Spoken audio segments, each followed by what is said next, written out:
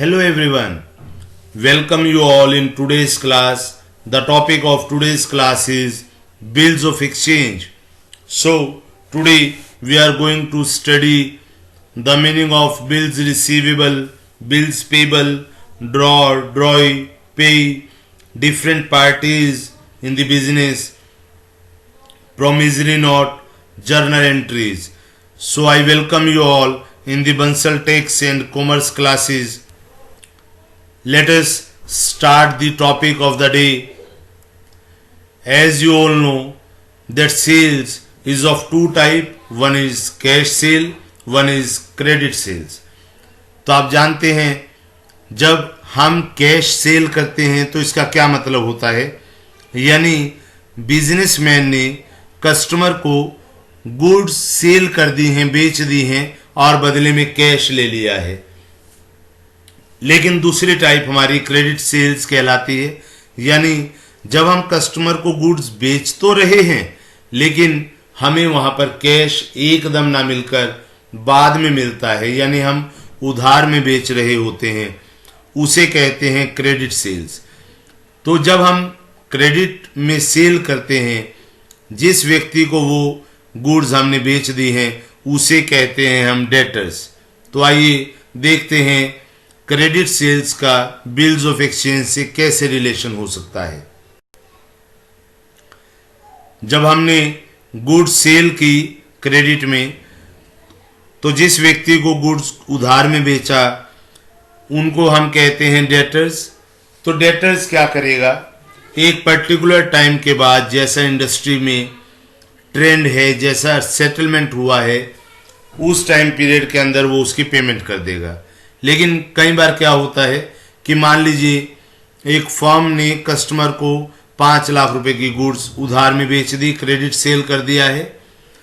तो वो फर्म क्या करती है, वो बिजनेसमैन क्या करता है, उस 5 लाख रुपए की गुड्स के अगेंस्ट एक डॉक्यूमेंट तैयार करता है।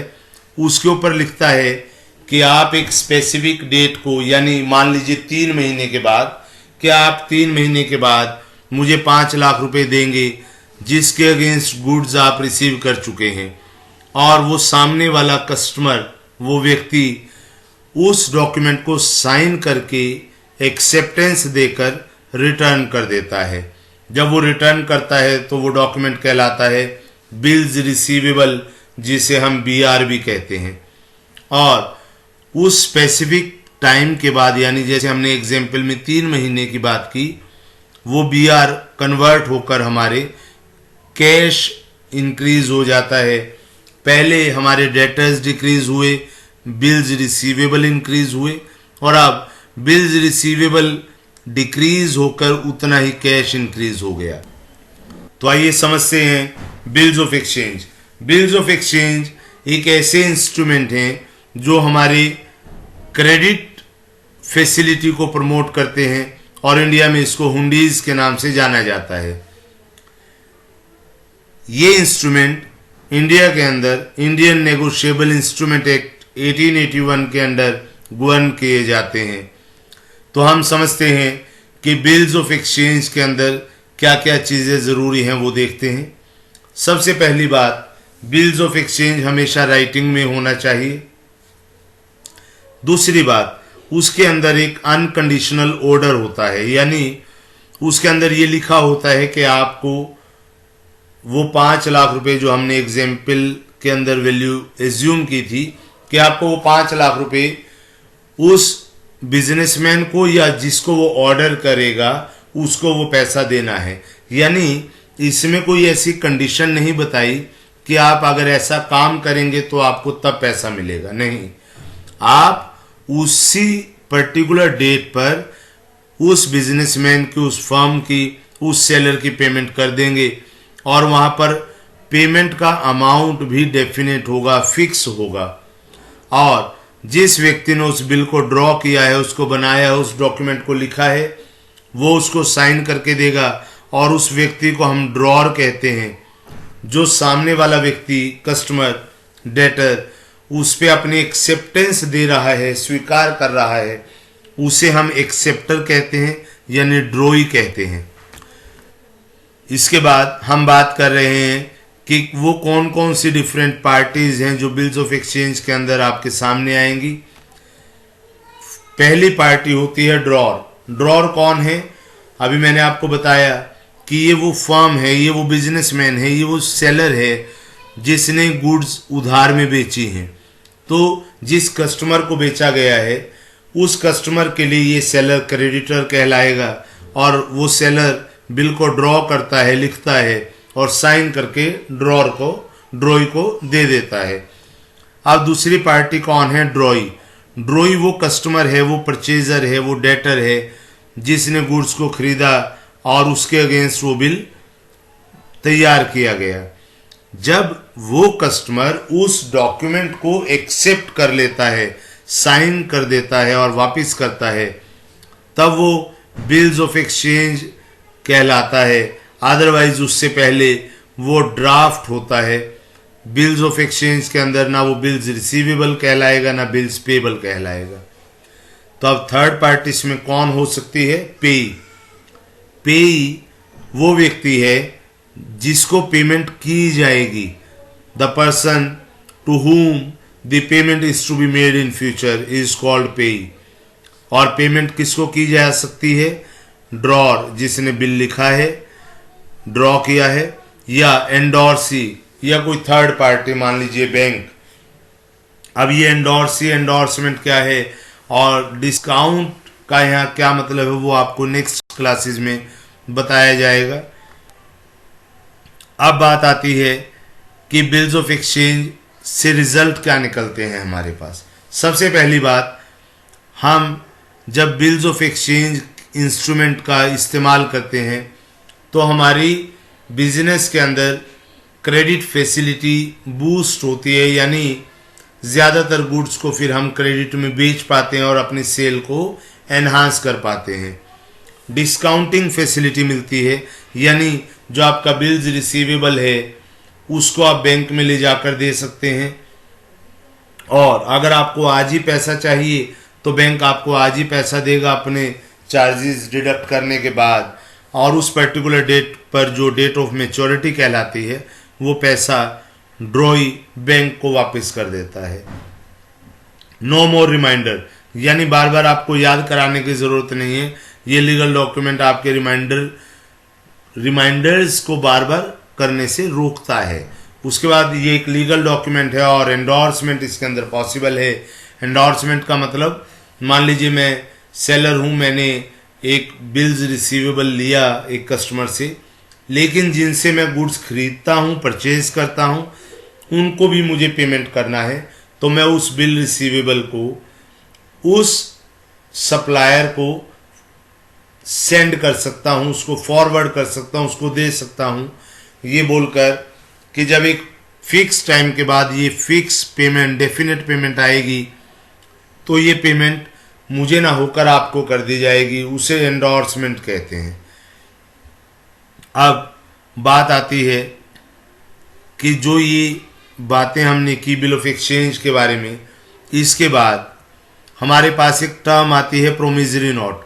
प्रोमिसरी नोट का मतलब कि यहाँ पर डेटर, जो कस्टमर है, जो परचेजर है, वो खुद लिख कर देता है एक नोट, एक डॉक्यूमेंट, और उसमें लिखता है कि जो मैंने गुड्स रिसीव की हैं इसके अगेंस्ट मैं पेमेंट उस एक स्पेसिफिक डेट को करने वाला हूँ। ऐसा लिखकर वो साइन करके सेलर को दे देता है। उस प्रोमिसरी नोट के अंदर एक प्रॉमिस होता है कि हम किसी कंडीशन के बगैर वो पेमेंट कर देंगे। किसको पेमेंट करनी है वो लिखा होता है, या अगर उसके अंदर वो ना लिखा हो तो ऐसा नहीं है कि हम किसी को भी पेमेंट कर सकते हैं। ये पेमेंट उसी को की जाएगी जो पेई वहाँ पर मेंशन है। और इस प्रोमिसरी नोट की सबसे अच्छी बात, इसको एक्सेप्टेंस की ज़रूरत नहीं। तो आइए अब हम नेक्स्ट बात करते हैं, ड्यू डेट क्या होता है या डेट ऑफ मैच्योरिटी क्या होती है। जिस डेट को वो बिल पेमेंट के लिए ड्यू हो जाता है उसे ड्यू डेट कहते हैं। यानी मान लीजिए 1 जनवरी को गुड्स सेल की 3 महीने के बाद उसकी पेमेंट करनी है। तो 1 जनवरी में 3 महीने जोड़ेंगे तो 1 अप्रैल आएगा, लेकिन हमारी डेट ऑफ मैच्योरिटी 4 अप्रैल बनेगी इस एग्जाम्पल के अकॉर्डिंग। कैसे? जो 1 अप्रैल आया उसके अंदर हम 3 दिन कंपल्सरी वे से ऐड कर देते हैं और इन 3 दिनों को हम कहते हैं डेज ऑफ ग्रेस। इसमें कुछ बातें ध्यान रखने की हैं कि अगर वो बिल जो ड्यू हो रहा है, अगर वहां पर कोई कॉरस्पॉन्डिंग डे नहीं है तो उस महीने का लास्ट डे ड्यू डेट की तरह ट्रीट किया जाएगा। यानी मान लीजिए आपने गुड सेल की 31 ऑफ जनवरी को और 1 महीने का उसमें क्रेडिट है, तो फरवरी में क्योंकि 31 कोई डेट नहीं होती तो वहां पर 28 फरवरी या 29 फरवरी जो भी उस मंथ के अंदर, उस ईयर के अंदर लास्ट डेट होगी, उस डेट को ही इसकी ड्यू डेट मानी जाएगी डेज ऑफ ग्रेस को ऐड करने के बाद। नेक्स्ट, कि जब ड्यू डेट आती है यानी ग्रेस पीरियड के साथ जब ड्यू डेट आती है, अगर उस दिन कोई पब्लिक हॉलीडे है, गजेटेड हॉलीडे है या संडे है, यानी एक ऐसी छुट्टी जो पहले से ही पता है, तो आप 1 दिन पहले उसकी पेमेंट करेंगे। लेकिन अगर वो ड्यू डेट एक ऐसे दिन आ गई जिस दिन गजेटेड हॉलीडे तो नहीं थी लेकिन इमरजेंसी हॉलीडे आ गई, एकदम डिक्लेयर हो गया कि आज हॉलीडे रहेगा क्योंकि आपको पहले से नहीं पता था, तो उस केस में 1 दिन पहले ना होकर 1 दिन बाद में पेमेंट की जाती है।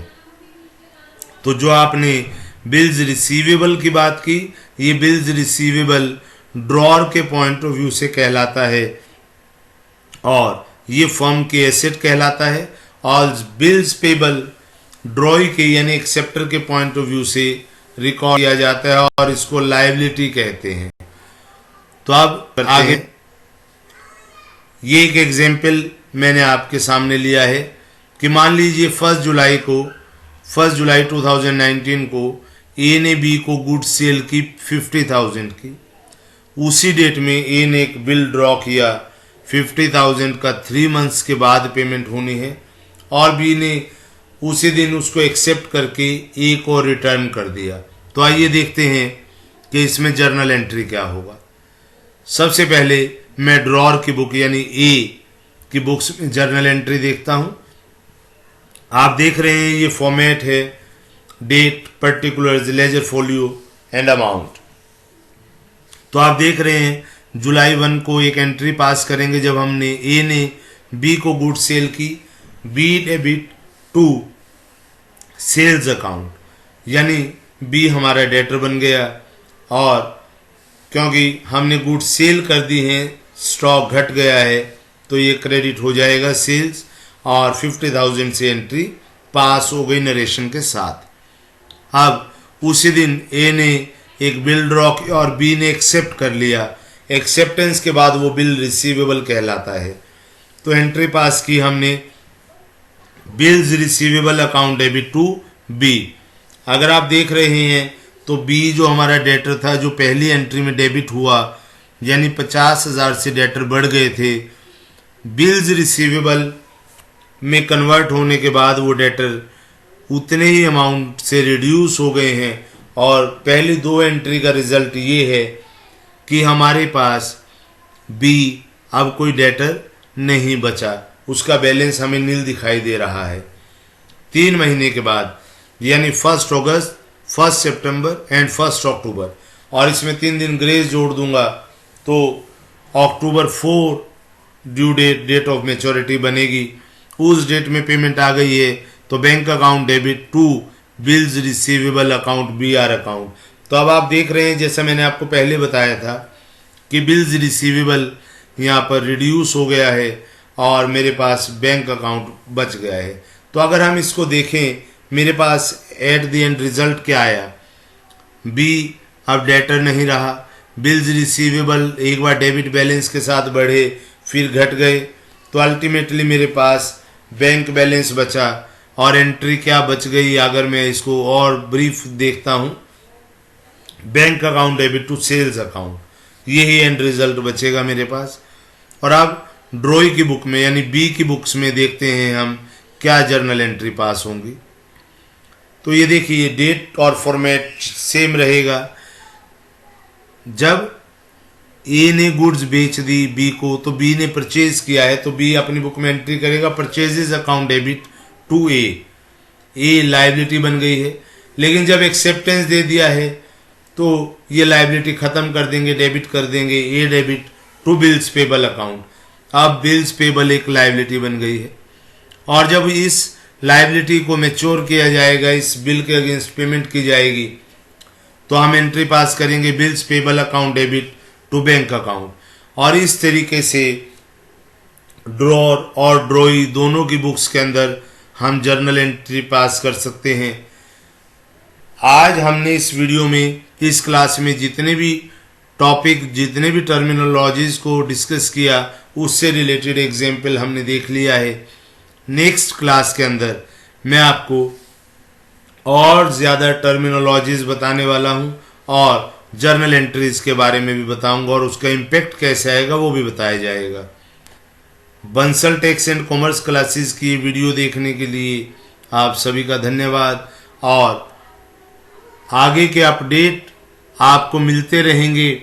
आप किसी भी तरह की क्वेरी, डाउट या प्रॉब्लम को कमेंट बॉक्स में ड्रॉप कर सकते हैं।